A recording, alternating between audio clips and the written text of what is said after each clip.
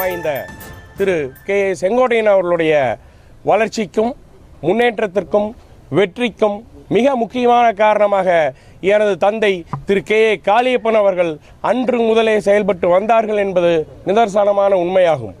ஆனால் அதையெல்லாம் புறந்தள்ளிவிட்டு 2.5 கோடி தொண்டர்களுக்கு துரோகம் இழைத்துவிட்டு மாண்புமிகு புரட்சித் தலைவி அம்மா அவர்களால் வளர்த்தெடுக்கப்பட்ட இந்த இயக்கத்திலிருந்து துரோகம் செய்து வெளியேறிவிட்டு இன்றைய தினம் தாவகவிலே அடக்கமாகி அங்கே இருந்து பல்வேறு குற்றச்சாட்டுக்களை மாண்புமிகு எடப்பாடியார் மீது கூறி வருகிறார். அது அனைத்தும் தவறானது. இந்த ஈரோடு மாவட்டத்திலே அஇஅதிமுக என்னும் இயக்கம் வளர்வதற்கு மிக முக்கியமான காரணமாக எங்களது குடும்பம் இருந்து கொண்டிருக்கின்றது என்பது நிதர்சனமான உண்மையாகும்.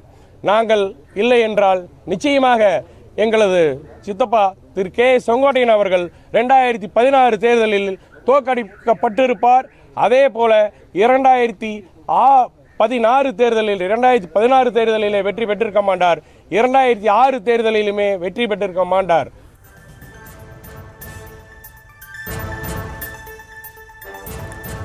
மற்றும் ஒரு அண்மை செய்தி, செங்கோட்டையனின் அண்ணன் மகன் செல்வம் மீண்டும் அதிமுகவில் இணைந்தார். அது குறித்த ஒரு அண்மை செய்தியை தற்போது பார்த்து வருகிறோம்.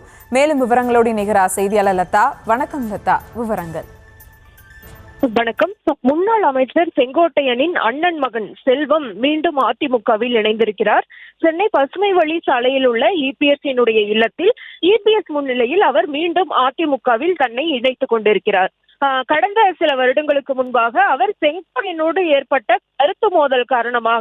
கருத்து வேறுபாடு காரணமாக அவர் அதிமுகவில் இருந்து நீக்கப்பட்டதாக விலகியதாக சொல்லப்பட்ட ஒரு சூழல்ல தற்பொழுது செங்கோட்டையன் அதிமுகவில் இருந்து நீக்கப்பட்டு அவர் தாவேகாவிலையும் இணைந்து விட்டார். இதற்கிடையே தற்பொழுது அவரினுடைய சொந்த அண்ணன் மகனான செல்வம் மீண்டும் அதிமுகவில் இணைந்திருக்கிறார். முக்கியமாக இவர் ஈரோடு மாவட்டம் கோபிச்செட்டிப்பாளையம் அடுத்த புள்ளம்பாளையத்தை சேர்ந்த இவர் முன்னாள் அமைச்சர் செங்கோட்டையனுடைய சொந்த அண்ணன் மகன் ஆவார்.